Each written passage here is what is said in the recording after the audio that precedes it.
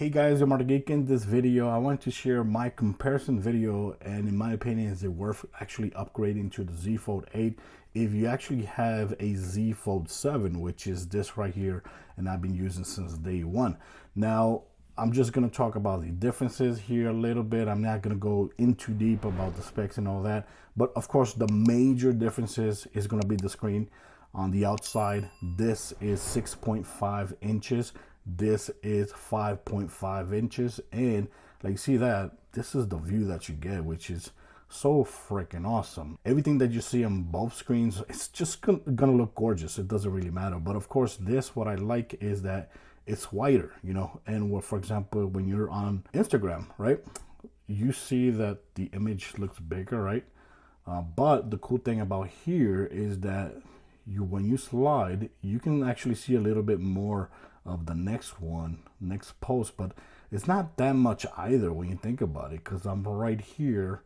You can see one post completely a little bit more wider, most likely the way it was actually intended to be viewed. Over here looks more shrinked up, and you can notice, you can barely see the other view, but it's not that much that you can see. See this view, this is the same post. This view right here, you can see one post in the whole screen. It covers it perfectly. Over here, it does as well. And for some reason, I see like there's like a dark bar in the top.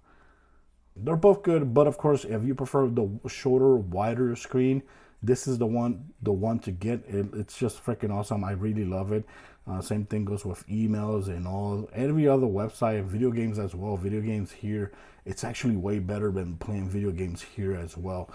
When it's with the closed screen, in my opinion. Spec wise, they're pretty much the same. Okay, this has the Snapdragon 8 Elite Gen 5, and this has the Snapdragon 8 Elite. And believe me, the power here is going to be good enough for this year, and most likely next year when it comes to playing Android video games on this device. So I wouldn't be buying this phone just because of the CPU performance, because the Z Fold 7 still has amazing power for this year and most likely the next year as well. Battery life is also better on this one, because this one has a 4800 milliamp hour battery, and this has a 44 milliamp hour battery. This charges at 45 watts wired, and this charges at 25 watts wired. When it comes to wireless, this charges at 15 watts wireless, and this one actually charges at 20 watts wireless. Yes, it is obviously a little bit faster, and the battery is a little bit bigger. Now the cameras here in the back, you got 2 cameras versus 3 cameras. These cameras is a 200 megapixel, a 12 megapixel, and a 10 megapixel. It has telephoto. This one does not have telephoto. This has a 15 megapixel and a 50 megapixel. One is ultra wide and one is wide. No telephoto. So if you're big in telephoto, taking photos, then yes, this is the better option. I would still keep this device over here. Now let's go ahead and open it up, because one thing that a lot of people always talk, especially those that are on the fence on getting a foldable phone, is always the crease. And I'm telling you guys, the crease, yes, there's always going to be a crease. In my opinion, it doesn't matter what foldable phone you're going to get. I always expect to get a crease because it's a folding phone. There's always going to be a crease on something that folds. This is the crease that you get here. See, this is noticeable when you have the screen off. You can definitely tell this is noticeable. But when you turn it on and you're watching media, it just disappears, because you're watching the media, you're enjoying the media, whether it's social media, videos, video games. It just disappears. You're not looking at that crease at all. So for me, I never had an issue with this at all. Over here, like you see right now, the crease with the screen off is less noticeable, but it's still there. There is still a crease. It's just lighter. Also the screen, like you see, this is more, there is like a film on it, which makes it anti-reflective. This one, like you saw, it was more glossy. You see that? That's more glossy. This is less glossy. So yeah, this has an anti-reflective film. And of course, like I said, videos, game, and everything looks really, really damn good here. So for example, if I choose a video here, let's go and open that video. So this is how the video looks.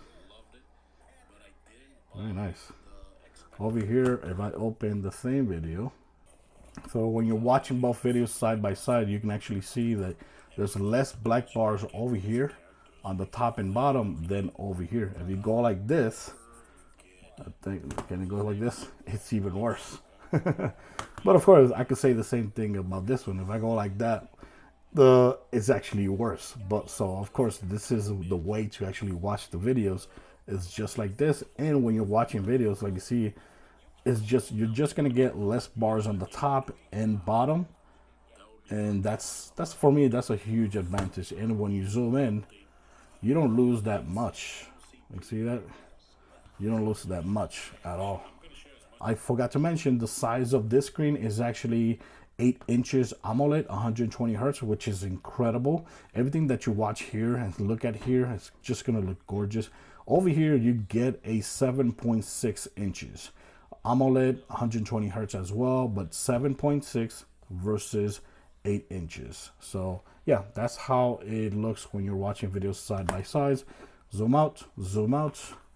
And when you zoom out and you watch the video in its original format, the screen is almost the same size, but you get less black bars here than over here. Same thing goes with gaming. Gaming is the same thing.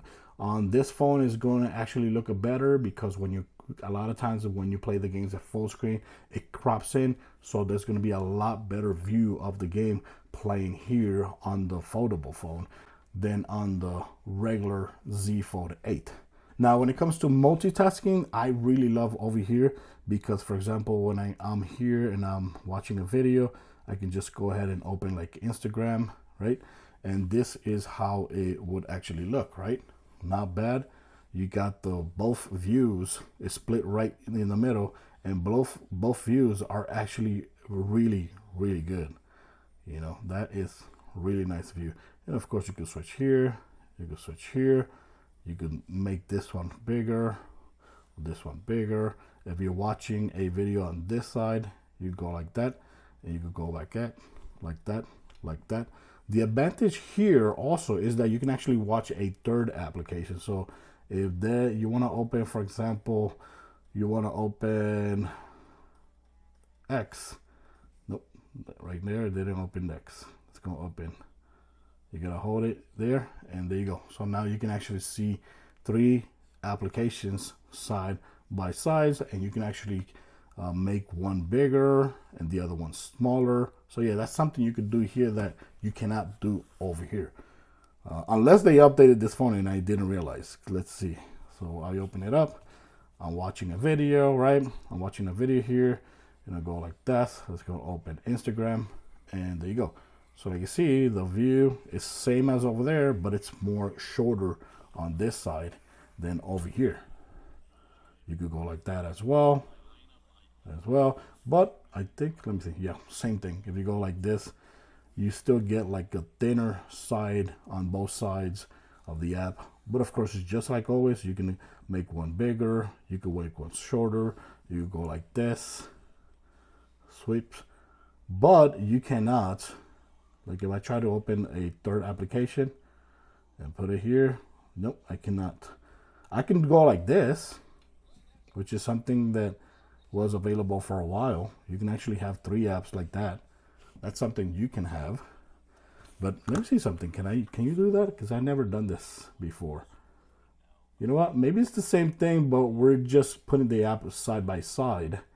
So let's see, there's something here. Oh yeah, you can still do it the same way here. See, you can do the same way here. Okay, yeah. So yeah, honestly, when it's multitasking, I do prefer over here. The other thing that a lot of people have been asking me and is about the audio. Now over here, you have 2 speakers. You have a speaker on this side and you have a speaker on this side.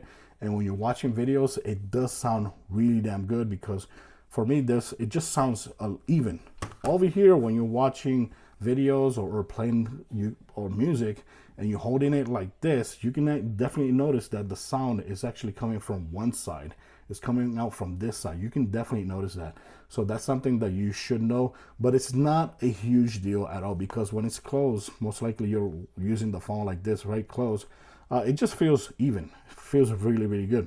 You only notice it when you actually open the phone and you do feel that the that the audio is coming from this side. One way to actually solve that problem is by activating Dolby Atmos right here.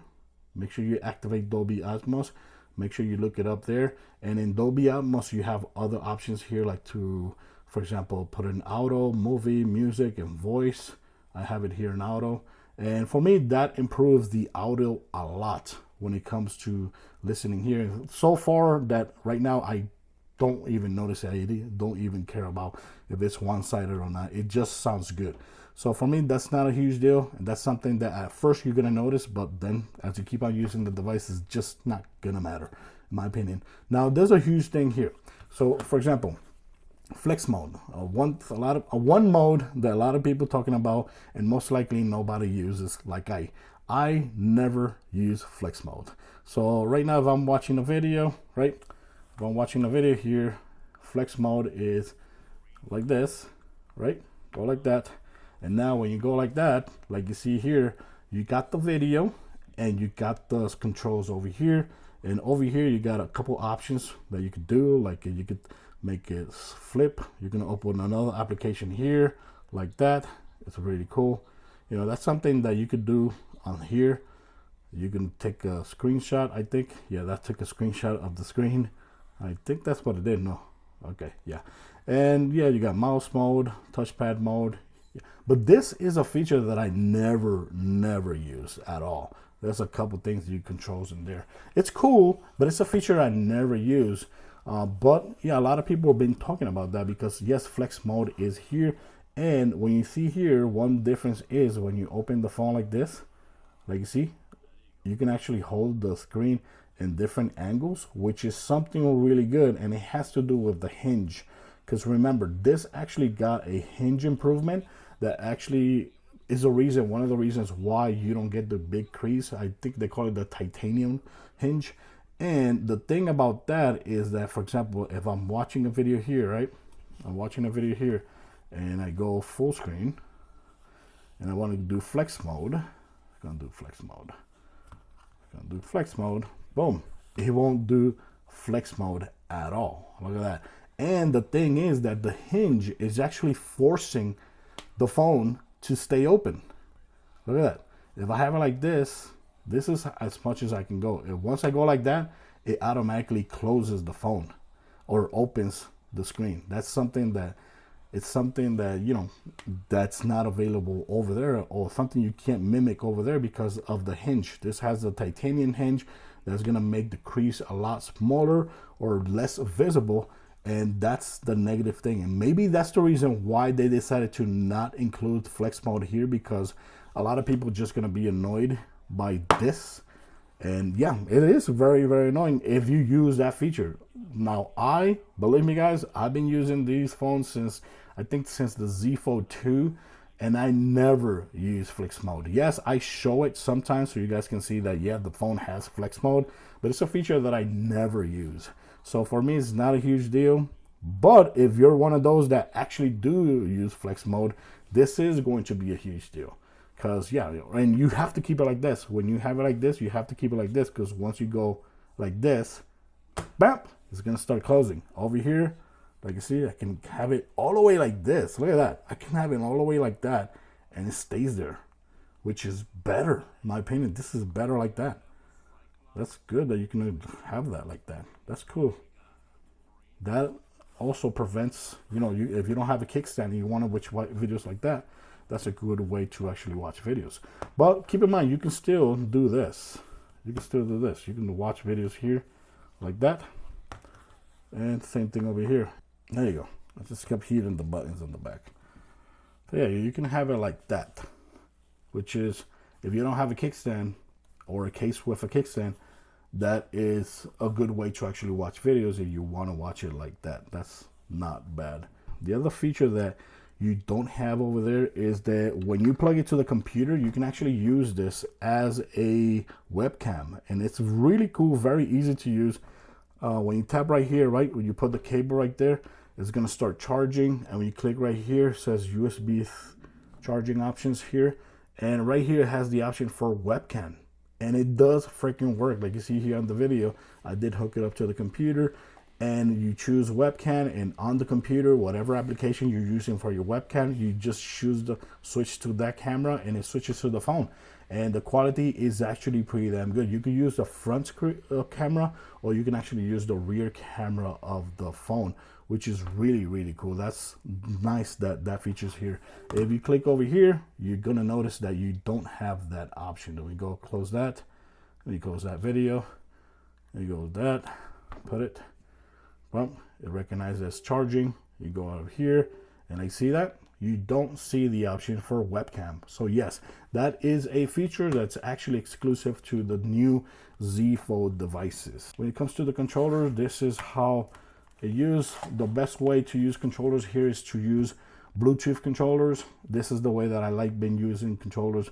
Even on the Z Fold devices, I always prefer Bluetooth controllers because USB-C just makes the phone look weird. So the thing here is that when you have it like this, right, bump, you have the charging over here, and the problem is that right now, since the buttons are right here, they're gonna be touching. It's gonna be touching the power button. It's gonna be touching the volume button. Well, if you don't want that to happen, you're just gonna have to go like that, which I don't like. I like seeing the screen right in the middle. I already did a video for gaming on this device. I recommend to actually watch that video because I go a little bit deeper when it comes to that. Here, this is how I always use it too as well. I always preferred playing video games with Bluetooth controller instead of USB. See, so this is how it will look before. Now the buttons are actually a little bit better here when you're using it like this, because when you're playing video games, you got the volume button and the power button over here, so there's not going to be any problem.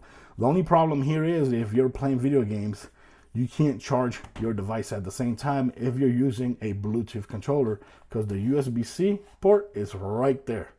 Unless you go like this, right? Unless you go like that and you put the charging cable right there, but then the controller or the screen is not right in the middle. So yeah, that's how you would actually charge it if you're using a Bluetooth controller. So yeah, let me know in the comments, do you prefer this setup or do you prefer this setup? But of course, like I said on my prior video, the gaming video, if you're doing this, I really recommend to do it with a case on it. That way there's no problem with the volume or the power button. That's the problem when you have this like this. When you press both buttons, the power button and the volume button, it can actually cause the phone to turn off. Something like that can happen if you're not using a case, or if you're not making the phone screen a little bit taller. That way you can actually, they won't have access. But then this is how it's gonna look. It's gonna look ugly on the controller. So yeah, I really recommend, if you're doing this, do it with a case connected to it. Other than that, guys, thanks for watching this video. Should you upgrade or not? Honestly, I shouldn't go running upgrading unless you're huge into watching videos and playing video games on your inner screen. If that's you, then yes, it is totally worth getting this phone. If you've been having the Z Fold 2, 3, 4, 5, 6, 7, and you just want to have a new form factor, this obviously is going to feel like a new form factor. And for me, that's very, very exciting, because it's just, you know, it just rejuvenates enjoyment to owning a foldable phone.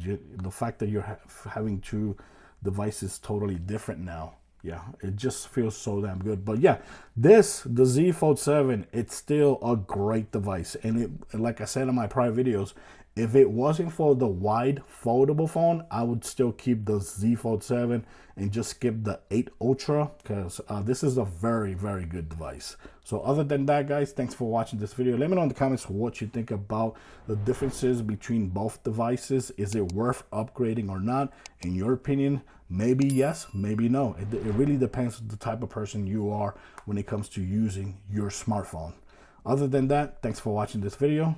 This was a comparison of the Z Fold 8 wide versus the Z Fold 7 from last year. Thanks for watching, guys. Till next time. Bye-bye.